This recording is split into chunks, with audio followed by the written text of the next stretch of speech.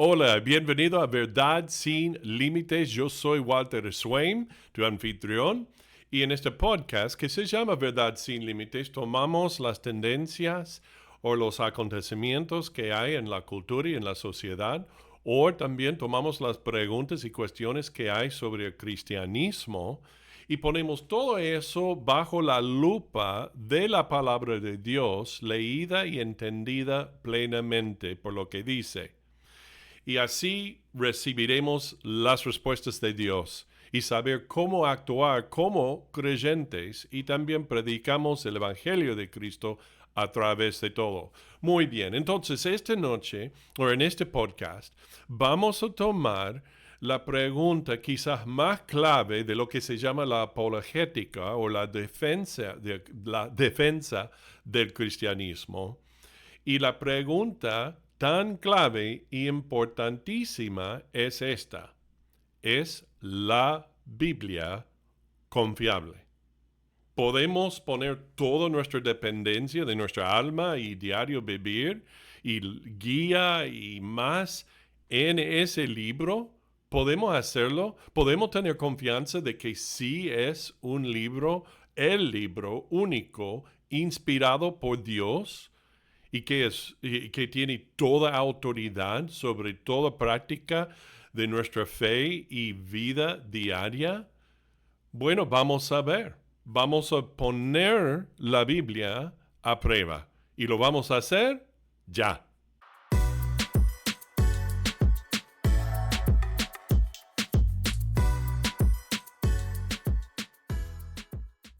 Muy bien, justo antes de proceder en el tema de hoy, le voy a hacer un pedido. Si estás recibiendo más conocimiento y más respuestas claras a las preguntas y cuestiones que tienes en cuanto a la palabra de Dios o la vida, las cosas que están pasando, entonces te pido esto: si podrías hacer clic en like y también hacer clic para seguir el podcast y además compartir este episodio y los otros episodios también del podcast con todos los demás. Y si podrías hacer esto hoy, te agradecería muchísimo. ¿Ok? Muy bien. Entonces, otra cosa rápida.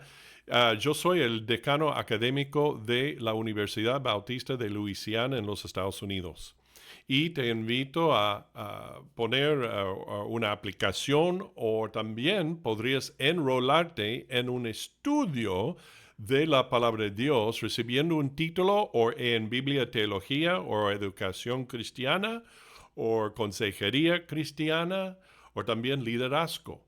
Entonces, si eso te interesa, si puedes poner una solicitud hoy en el sitio, o a través del sitio de LBU, lbu.edu. lbu.edu es el sitio de internet de la Universidad Bautista Cristiana. Y ahí, si te enrolas en la universidad, te podemos conceder directamente, inmediatamente, una beca de $500 estadounidenses. Muy bien.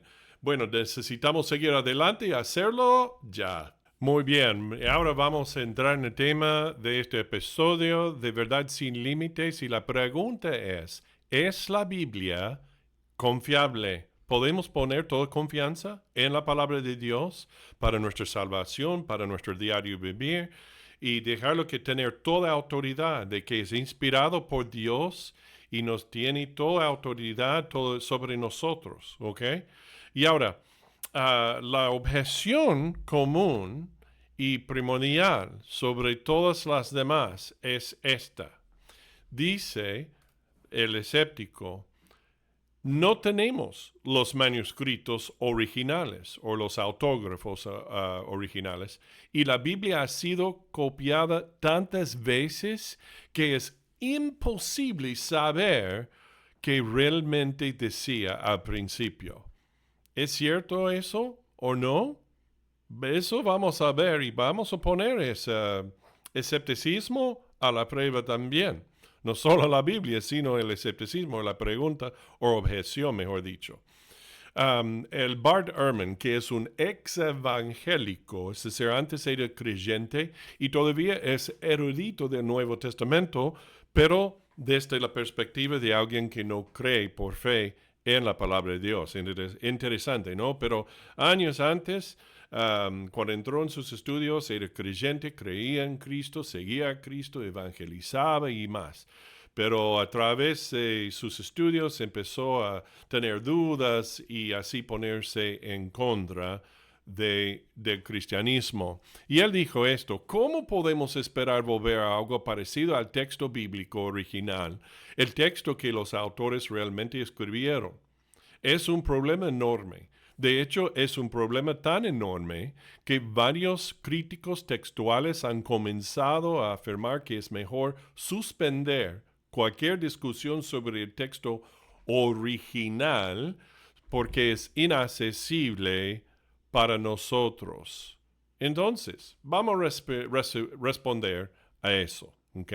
Diciendo o haciendo esta pregunta: ¿nos llegaron los documentos, es decir, los autógrafos originales, nos han llegado hasta hoy en día correctamente y precisamente? Es decir, si uno tiene la palabra de Dios en sus manos leyéndola, ¿okay? La palabra, puede tener toda confianza que refleja exactamente lo que escribió el autor, los autores originalmente, miles de años atrás.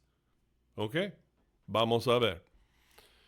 Podemos confiar en la Biblia.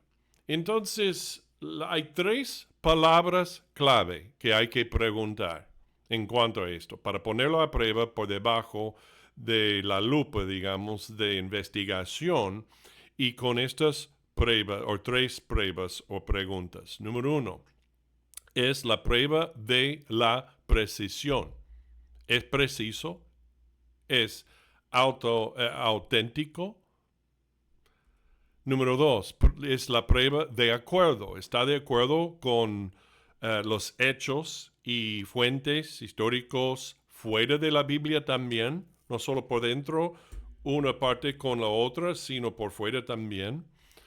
Y la tercera es la prueba de la honestidad. La prueba de la honestidad. Es decir, es transparente, admite cuando la persona, una persona, por ejemplo, en una historia, cuando puede actuar o actúa honestamente, hasta con cierta vergüenza por lo que ha dicho o hecho. Eso es una prueba muy, muy importante. Bueno, entonces vamos a comenzar con la prueba de la precisión. Es decir, examinar si los documentos nos han llegado con precisión. Esta misma prueba también se llama el argumento de la cadena de custodia o de la transmisión. Muy bien, ¿cómo se copiaban los manuscritos? ¿Cómo es que cómo escribieron todo lo que hay en la palabra de Dios sobre los hechos y eventos y personas y historias? Bueno, lo que habían hecho es que la copia fue hecha por los escribas y se hacía a mano cada palabra, cada letra, hasta la invención de la imprenta en los mediados de 1400. ¿Ok? Y ahora, esta forma de copiarla pasó así. Hicieron en papiro, es decir, fue un papel, por decir, hecho a base de plantas, de la planta de junco. O también más tarde escribieron sobre las pieles de animales, lo que se llama vitela o pergamino. Y al final, cuando llegamos a los días de la imprenta y antes, justo antes actualmente, usaban papel. Y ahora, lo que se llama un códice es el mismo tipo de libro que utilizamos hoy en día. Es decir, no nos llega en forma de un rollo, sino en un libro con dos tapas y los papeles y las hojas entre medio. Y ahora aquí hay algunos ejemplos. Ahí está al lado, la forma más antigua es el papiro. Y después las pieles de animales. Y ahora el pergamino, la forma que se llama la forma de piel de vaca o cabra fue llamado pergamino. El otro era vitela y eso es piel de becerra. Y procesaron esa piel y escribieron con tinta sobre eso y duraba más que el papiro porque no era tan frágil y pudo aguantar los elementos del clima y ambiente más y mejor dicho. Y al final, obviamente, llegamos a papel. Aquí te presento un fragmento, por ejemplo, del Evangelio de Marcos, el capítulo 1, dos porciones. Y eso es lo que hay que entender, que no todas las copias que tenemos hoy de los autógrafos o manuscritos originales no nos llegaron completamente en hojas cada copia. Nos llegaron obviamente por el deterioro del papel o del papiro especialmente.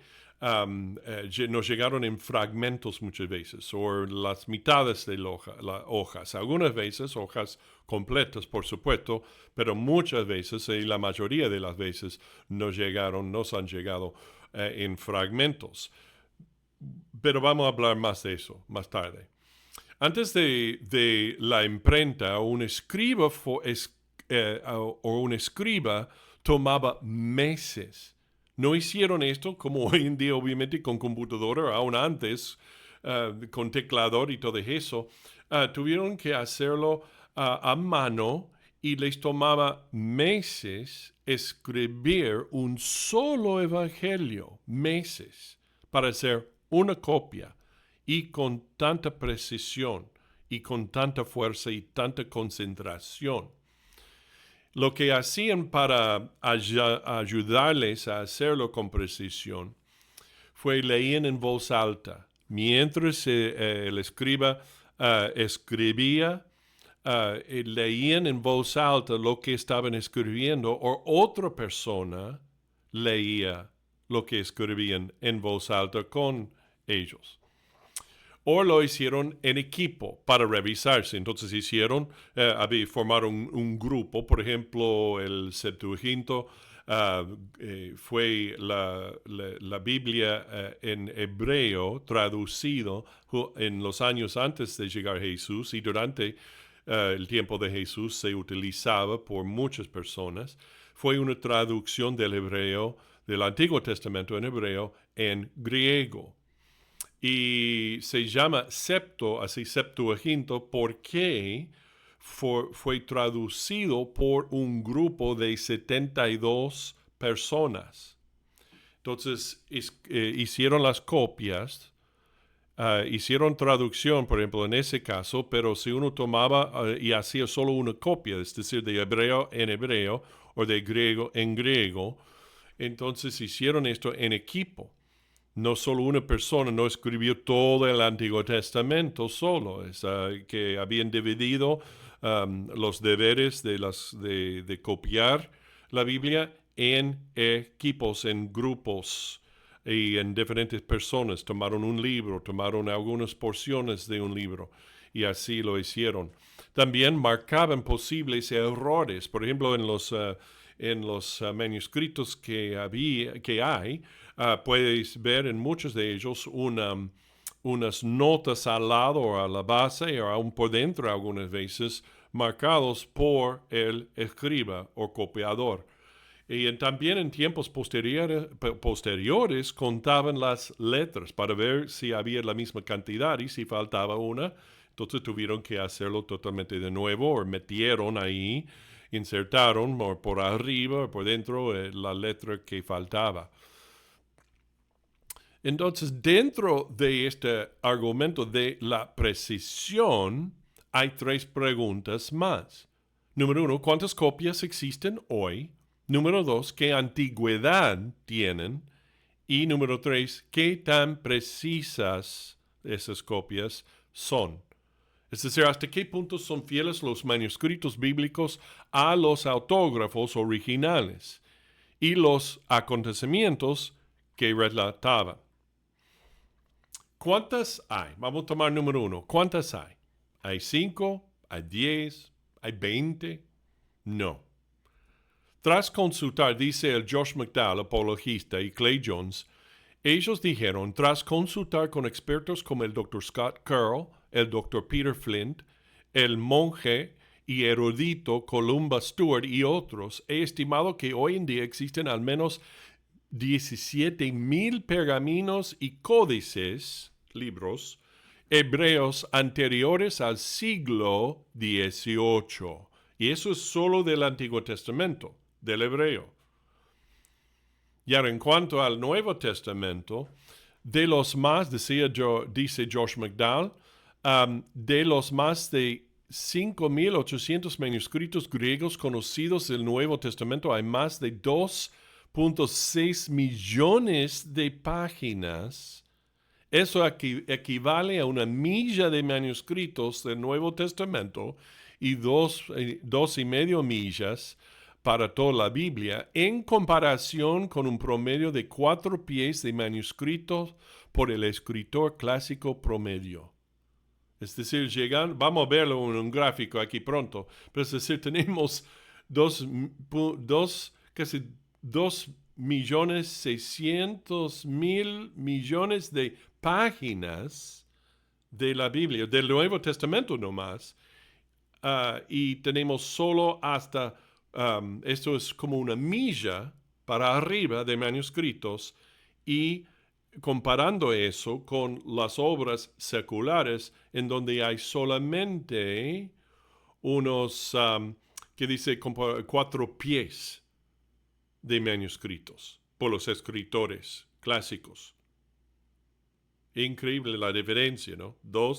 Más de 2 millones y una milla comparando de manuscritos, de copias del Nuevo Testamento, enfatizo otra vez nomás. Y comparando eso, solo hay 4 pies de copias de manuscritos en las obras seculares.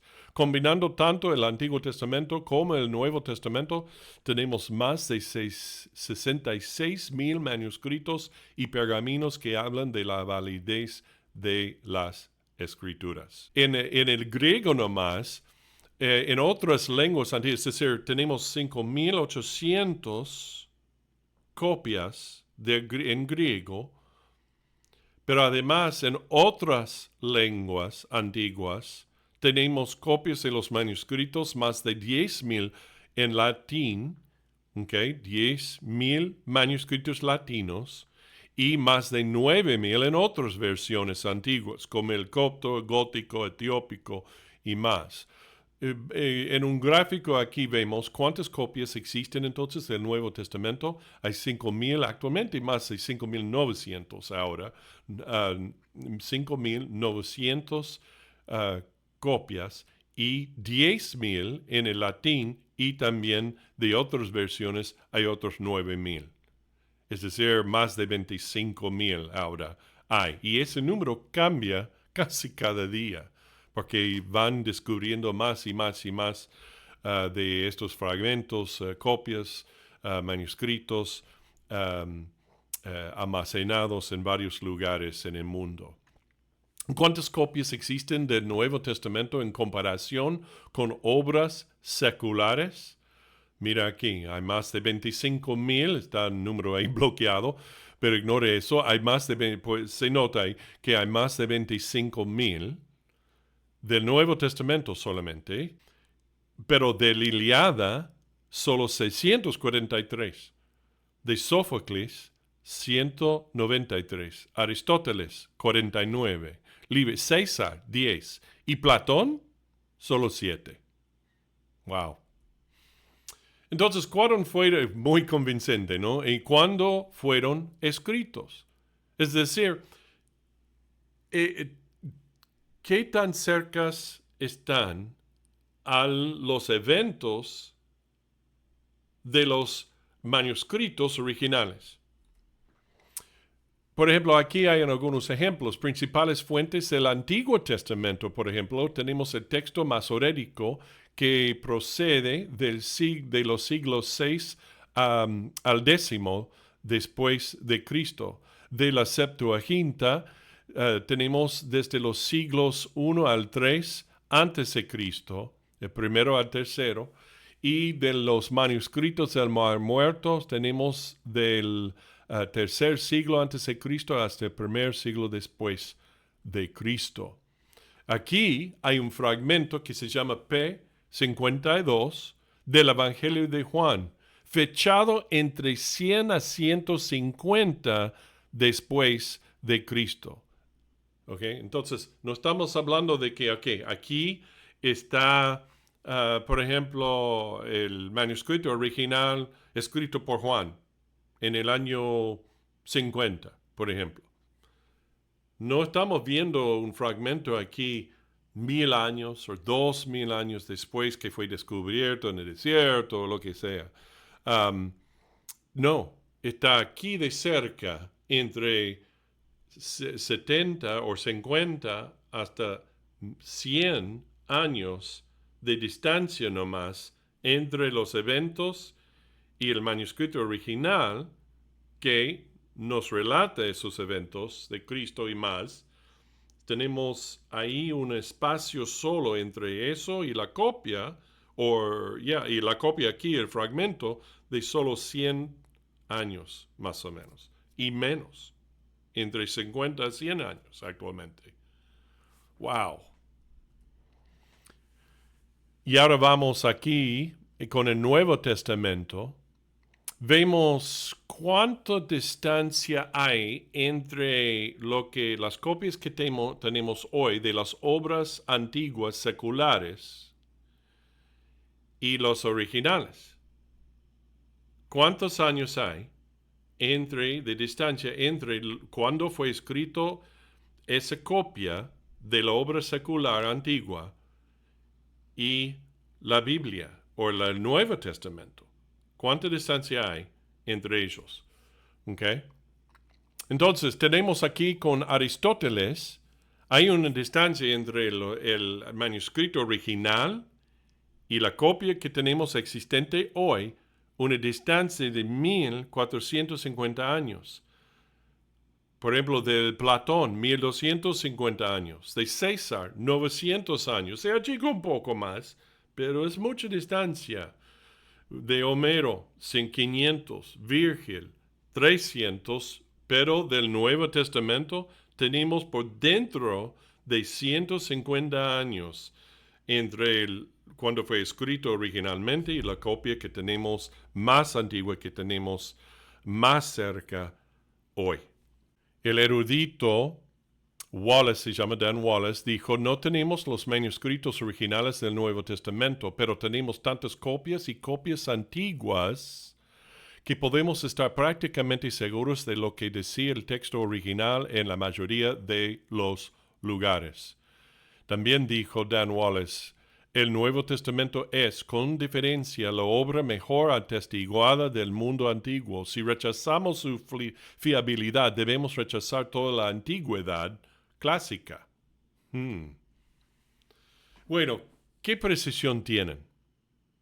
Es decir, ¿tienen muchos errores o fueron escritos muy cuidadosamente, sin error, o con muy mínimos errores, o sin errores por completo? Eso vamos a ver. ¿Qué tan precisos son? Por ejemplo, tenemos la Mahabharata, que es un escrito sagrado del budismo, y tienen un porcentaje de errores entre las copias que tenemos hoy en día de ese libro de 10%. Y ahora eso es mucho. Eso es de leerlo con mucho cuidado. Es de tener, eso deja a la persona leyéndolo con mucha duda en cuanto a si está leyendo lo que realmente fue escrito originalmente. Con el Iliada de Homer, poquito mejor, pero todavía es muchos, casi 5% de errores entre los originales y las copias que hay. Es decir, entre todas las copias hay muchas diferencias. Pero del Nuevo Testamento en particular, solo 0.2%, es decir, de 0.2% de errores, pero no son errores, son variantes. Hay una diferencia. Lo que muchos llaman errores no lo son, son pequeñas diferencias o variantes y no errores intencionales. Especialmente cuando hay muchas copias, hay varias variantes. Y voy a explicar qué es un variante en un momento. Pero nos ayudan la gran cantidad de variantes que hay. Nos ayudan a afirmar que los autógrafos originales son inerrantes e inspirados por Dios y conservados completos en traducción. Y ahora hacemos la pregunta, ¿qué es un variante? Si no es un error, ¿qué es un variante? Bueno, vamos a ver. Un variante, aparte de la definición que vimos, vamos a dar un ejemplo de lo que es. Por ejemplo, vamos a ver que tenemos 10 hojas o 10 copias del mismo versículo este. Y en el principio del versículo dice en una copia el Salvador, el Señor, es el Señor Jesucristo. Pero en otra copia dice el Salvador Jesucristo. No tiene el Señor. Y en otra copia, en el mismo lugar, dice el Señor Jesucristo nomás. O dice el Señor Jesucristo y no pone la palabra al final. Es decir, eso es un variante. No hay error, solo faltaba una palabra por una razón u otra, pero no cambia para nada la definición o significado del versículo. Y además no afecta a ninguna doctrina. Es un variante, no causa una crisis de creencia para nada. El Dr. Dan Wallace dijo también, la respuesta corta a la pregunta de qué verdades teológicas están en juego en estas variantes no es ninguna. La mayoría de los estudiosos del Nuevo Testamento opinan que ninguna doctrina, ninguna enseñanza del Nuevo Testamento está en peligro por las variantes textuales. Wow. Bueno, vamos a proceder entonces. ¿Qué es respondiendo a la segunda pregunta? La prueba o el factor número 2 es la prueba del acuerdo. La prueba del acuerdo. Quiere decir, otros materiales históricos fuera de la Biblia confirman o nieguen el testimonio proporcionado por los propios documentos. Por ejemplo, los primeros padres de la iglesia de los siglos II y III citan en el Nuevo Testamento 36.289 veces. Y ahora, primero, ¿qué es un primer padre?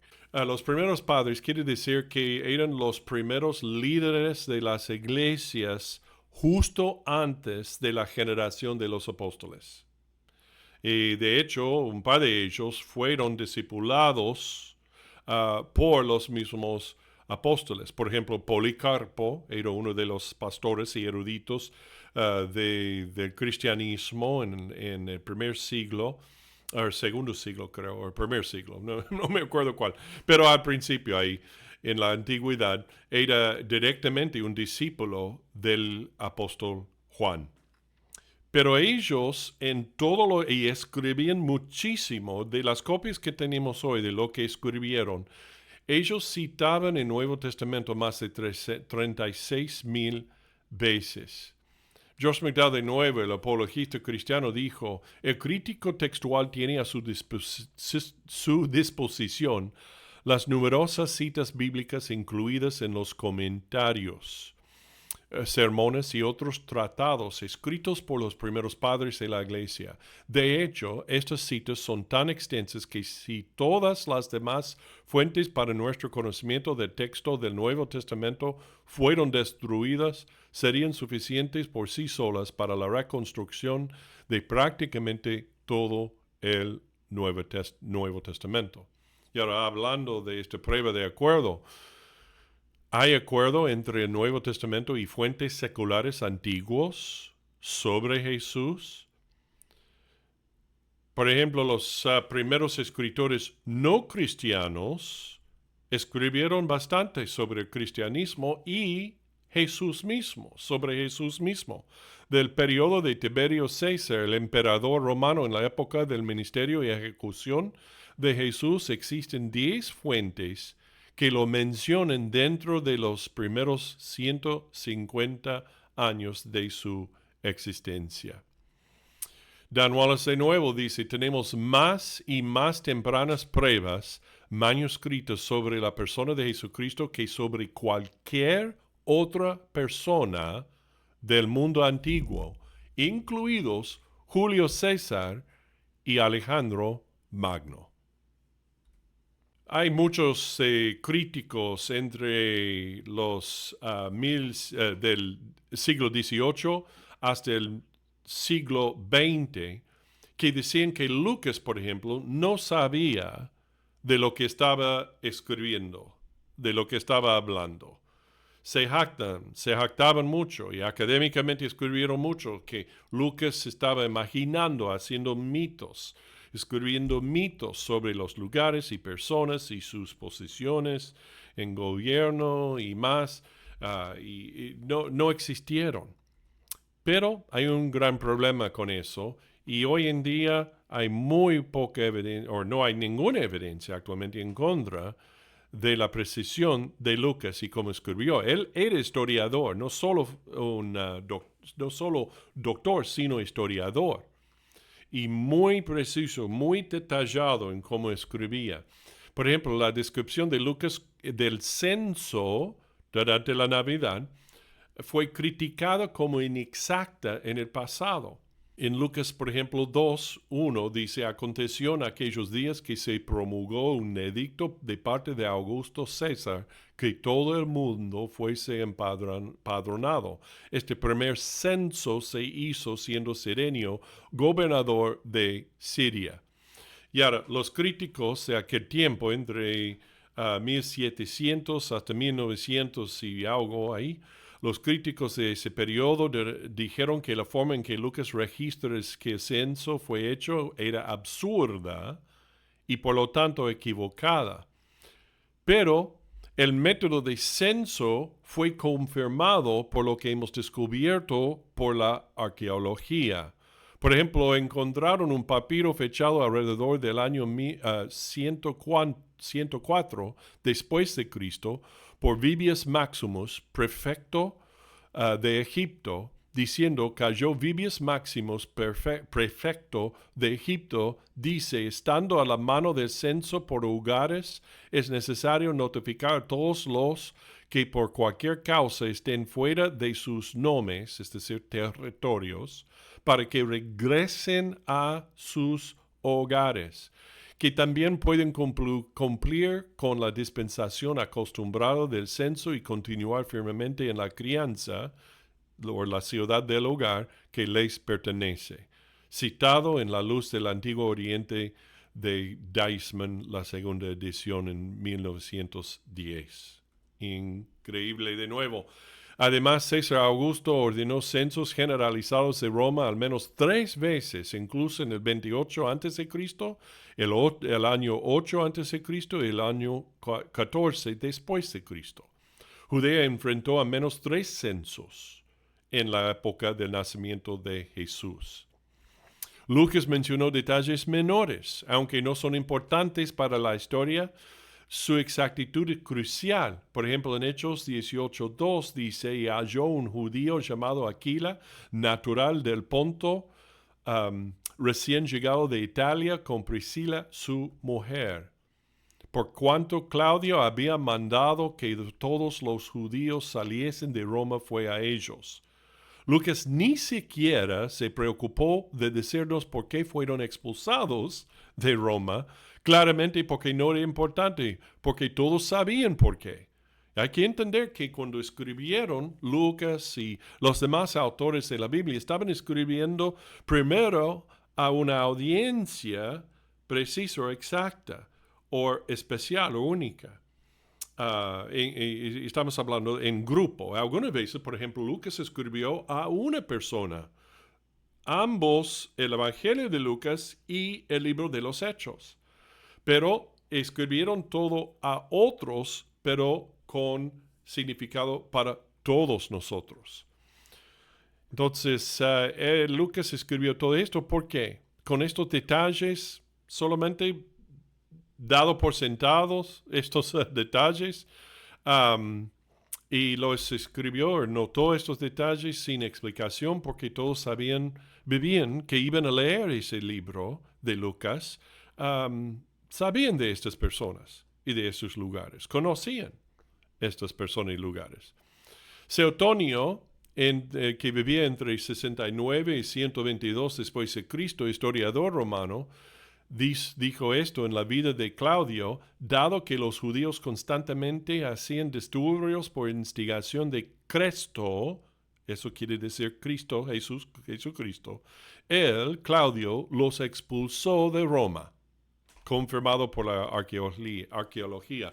Y hablando de la arqueología, hay muchas pruebas que ha presentado a través de los años y sigue la arqueología haciendo eso día tras día, año tras año. Por ejemplo, la inscripción con el nombre de Pilato en el año 30 después de Cristo fue encontrado por los arqueólogos. Pero las personas bíblicas descubiertas por la arqueología fueron indicados por los descubrimientos que han hecho los arqueólogos. Dice, esta piedra, en el año 15 del imperio de Tiberio César, siendo gobernador de Judea, Poncio Pilato. Y ahora los escépticos habían dicho por muchos años, 200 años o más, que Poncio Pilato no existía, o por lo menos no era gobernador de ese área del imperio romano. Pero eso es mentira, porque ahora encontramos evidencia de que sí, escrito en piedra. ¿Ok? Y Herodes, tetrarca de Galilea, y su hermano Felipe, tetrarca de Iturea y de la provincia de Traconite, y Lisanias, tetrarca, y así Lucas 3:1 dice Lucas. Fue confirmado todo por este descubrimiento. La piscina de Bethesda, como se registra en Juan 5:2. Ahí está la evidencia, abierto, público, turistas lo atravesan todos los días en Israel. Fue descubierto por arqueólogos, confirmando qué es lo que dijo Lucas. El Dr. Hewitt, en su artículo de Harvard Theological Review en 1932, dijo esto: en resumen, hay asombrosamente poca evidencia de que los pies de una persona crucificada hayan sido alguna vez atravesados por clavos. Pero, mire esto, fue descubierto creo que en 1967, o 68 dice aquí. Johanan fue el hombre encontrado en 1968 crucificado con clavos de 7 pulgadas. Sus piernas estaban rotas, confirmando esta práctica escrito en Juan 19:32. Confirmado otra vez, con precisión. En el libro de Hechos 13 dice, habiendo atravesado toda la isla hasta Pafos, hallaron a cierto mago, falso profeta judío llamado Bar Jesús, que estaba con el procónsul Sergio Paulo, varón prudente. Este, llamando a Bernabé y a Saulo, deseaba oír la palabra de Dios. Y en 1879 se encontró la inscripción cerca de Pafos con el nombre que menciona Lucas en el libro de Hechos, Sergio Paulos. Entonces ahora llegamos a la última parte y esa es la prueba de la honestidad. La prueba de la honestidad, es decir, la pregunta es esta, ¿el documento está diciendo la verdad? Porque hasta ahora hemos visto y explicado todas las evidencias afirmando los hechos de la producción, por decir, de la palabra de Dios, que son verdaderas, que son precisas, que son ciertas, por la sobreabundancia de evidencias de que la Biblia sí es confiable. Uno puede confiar completamente porque hemos presentado evidencias de su historia, de la cantidad que hay en comparación a las obras seculares antiguas, la precisión de que no hay ningún error, hay variantes entre las copias, pero hasta menos de 1% hay. Y ahora estamos comprobando si lo que dice en sí es cierto, y especialmente enfocándonos en un cierto factor de la honestidad de la Biblia. Pero primero quiero leer el libro de Lucas, capítulo 1, y el versículo 1 al 4. Dice, puesto que ya muchos han tratado de poner en orden la historia de las cosas que entre nosotros han sido ciertísimas, tal como nos lo enseñaron los que desde el principio lo vieron con sus ojos y fueron ministros de la palabra, me ha parecido también a mí, después de haber investigado con diligencia todas las cosas desde su origen, escribírtelas por orden, oh excelentísimo Teófilo, para que conozcas bien la verdad de las cosas en las cuales has sido instruido. Entonces él tomó todo, tal como todos los autores de los libros de la Biblia, tomó todo con muchísimo cuidado, porque fue libro de Dios. Ese es el Lucas en específico. Tomó los relatos y los hechos y los dichos y todo escrito y lo comprobó, lo afirmó primero antes de componerlo en un libro que su amigo Teófilo y otros millones de personas más después de él podrían leer con certeza de que es la palabra de Dios, que fue verdad todo lo que pasó. Entonces Aristóteles dijo, el beneficio de la duda debe ser dado al propio documento, no arrojado por el crítico a sí mismo, citado por Josh McDowell, el apologista cristiano.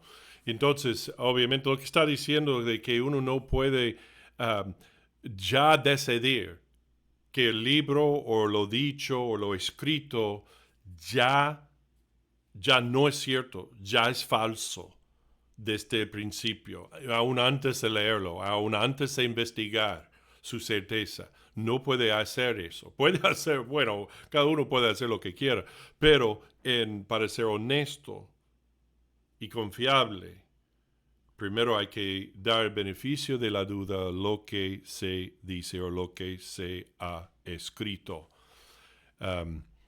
Y no acusarlo de ser falso hasta investigarlo y llegar con suficiente prueba para confirmar de que sí es cierto o no. Muy bien. Entonces, esto es la pregunta más grande de la prueba de la honestidad y lo que expone más a la Biblia, y es, ¿contiene el documento algún material vergonzoso? Por ejemplo, en Marcos 14, Pedro niega a Jesús y los discípulos se huyen de Jesús. Ahí es increíble, pero nos relata lo que realmente pasó. Que le costara o no escribirlo, lo escribió. Jesús llama a Pedro Satanás en Mateo 16, o Santiago y Juan se discuten sobre quién entre ellos iba a sentarse al lado de Jesús o no en el futuro reino de Jesús. Bueno, otro más es que los discípulos no entendían las enseñanzas de Jesús una y otra vez. Se quejaban o tuvieron que preguntarle, enseñarles otra vez qué es lo que decía, lo que significaba, y hasta ver que Jesús se frustraba algunas veces por la pregunta. Respondió siempre y les enseñaba, pero puede ver la frustración algunas veces por no querer entender. ¿Por qué contener eso? ¿Por qué incluir eso en algo que va a impactar millones de personas para Jesús y para la causa del Evangelio? Las mujeres descubren la tumba vacía. Admitir que la mujer en aquel tiempo y aún hoy en día en las culturas del Medio Oriente no se hace eso.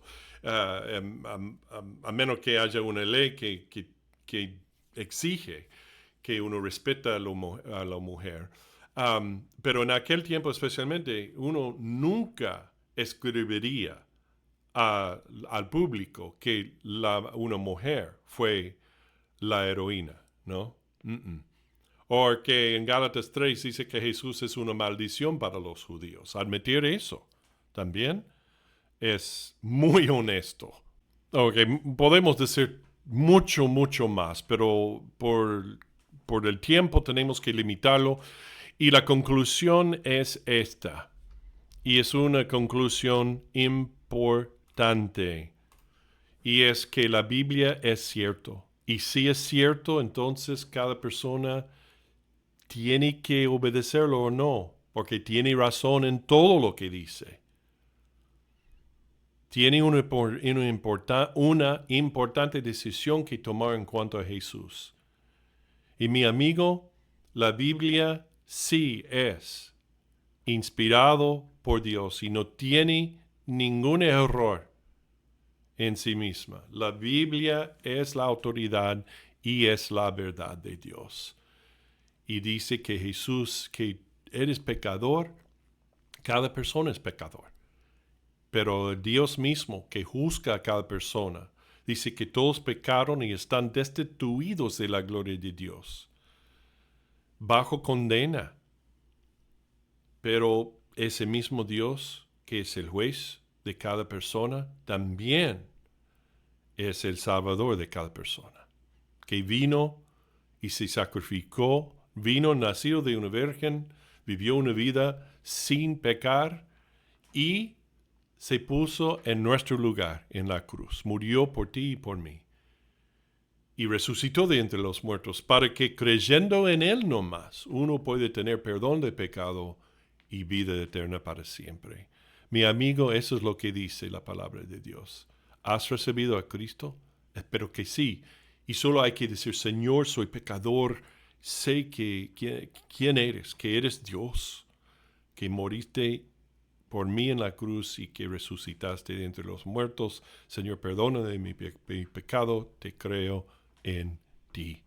Y en ese momento, Él te concede el perdón y vida eterna ahí mismo, en ese instante y para siempre.